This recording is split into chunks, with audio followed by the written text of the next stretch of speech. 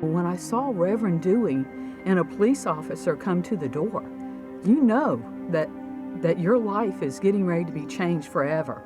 As soon as he tells you what he's getting ready to tell you, you will never be the same.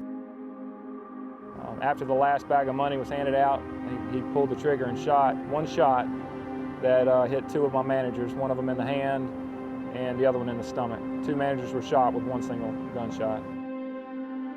How do you tell your two little girls that their daddy is never coming home again? You just don't know what to say in a situation like that. You know, you want to be there for them, but you don't really know how. It was really good to have somebody here with some experience that knew how to do that. But when I look back now, I think that if it could happen to me, it could happen to anybody. You go through something like this, and you don't know where to turn. I mean, you don't know what to do for your employees. I mean, it's like you hug them, but it's like that's not going to take away what they've been through.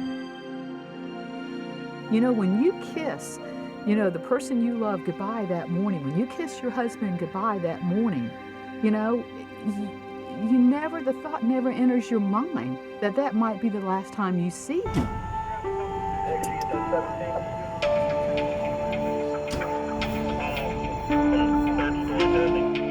Go ahead.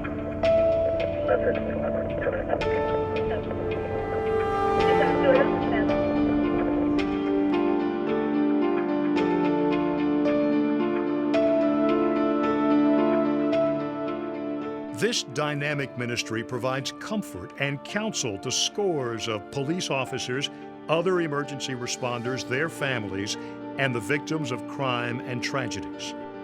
The chaplains bring expert critical incident stress management skills and a caring presence to the most difficult, stressful, and violent circumstances.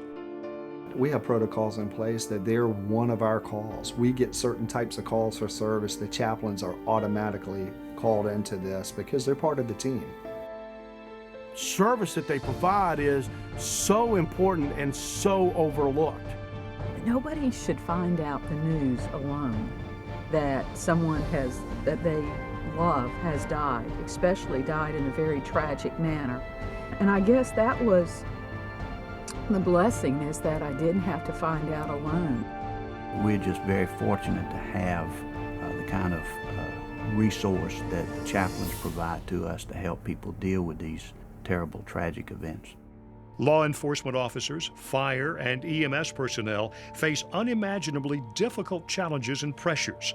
They work long shifts, face intense danger for little reward, and help protect local citizens every day. These public servants deserve a listening ear and a ministering touch, and someone to help their families with trustworthy counsel and caring presence. I've seen so many times that this chaplaincy has reached out. They actually saved our firefighters. We had a lot of guys who were mentally strapped, unable to function, and those guys come in and not only do they provide the critical incident stress debriefing for the entire group, but the follow-up that they provide for us, both individually and as a group, was just tremendous. As the founder of this unique ministry, Chaplain Dewey was the first full-time police crisis chaplain in South Carolina. As a former police officer, Chaplain Dewey understands the unique needs of victims, those who were injured, law enforcement personnel, and their families.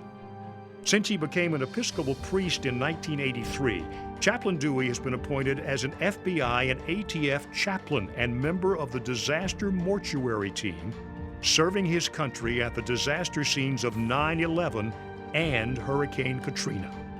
It's hard to imagine when they weren't here, but they are a tremendous resource for the law enforcement and public safety community, to include the fire, EMS, and the coroner's office. They all benefit from having the chaplains available. The Coastal Crisis Chaplaincy has really evolved into pulling all the resources together and all the agencies. In Charleston County, all the agencies are starting to work tighter and tighter, and I've seen it over the years, and the chaplaincy is in the midst of that. The chaplains also minister to the public. When chaplains arrive on the scene, they offer support and quickly evaluate the appropriate spiritual support for the victims. That may mean making a connection with their local minister or congregation, or simply providing a steadying ministry of presence. The Survivor Follow-Up Program connects trained lay people with victims' families within 30 days, bringing referrals if needed and just letting them know that someone still cares about them. It's very, very comforting. Very comforting to have him here, no question. They were concerned about me and my grieving process, but they also knew that I was a mom and I had 2 daughters to raise. And they had to make sure that I stayed strong through all of this for those girls, because now I was alone.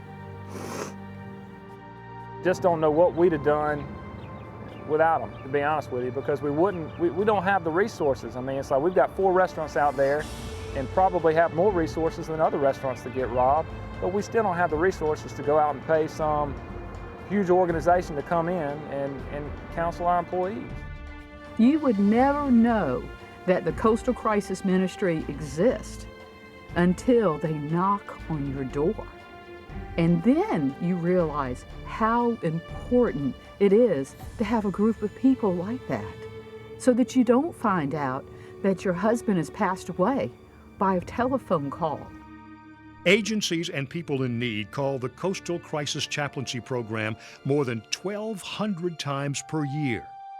In addition to the on-the-scene ministry, the Coastal Crisis Chaplains visit hospitals and homes and offer support for family members of injured officers or victims.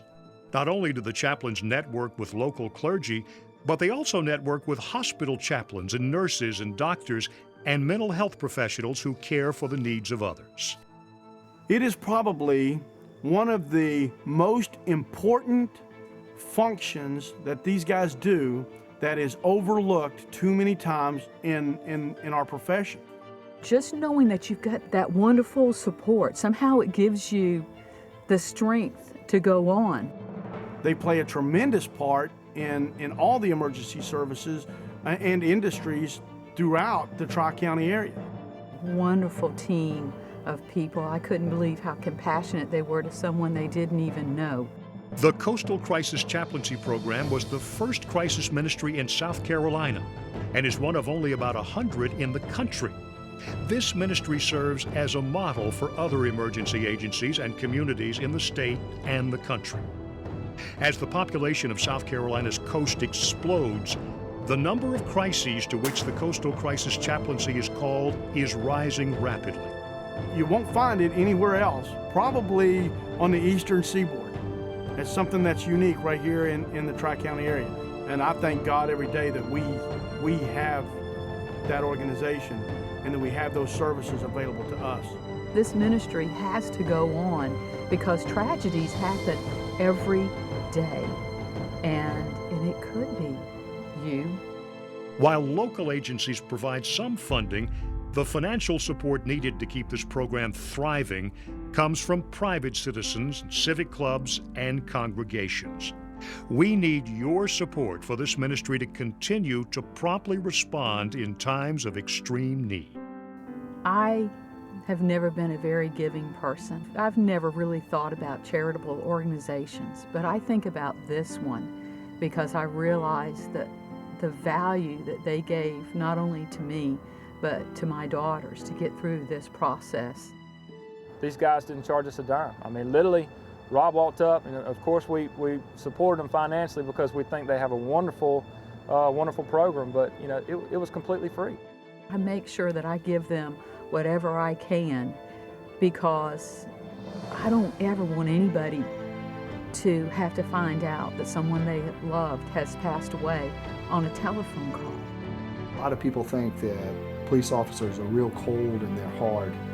They bleed just like normal human beings, and they see this, and the chaplaincy's been there, and I've seen them doing counseling with them.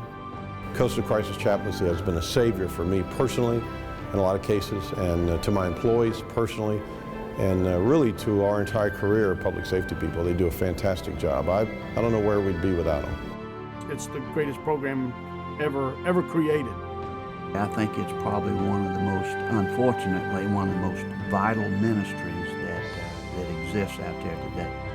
They save firefighter lives. They save the burnout rate. They just put the little bits and pieces of your broken heart back together, and they just help you to realize that you are going to survive this, and you are going to wake up tomorrow morning, and you are going to be okay.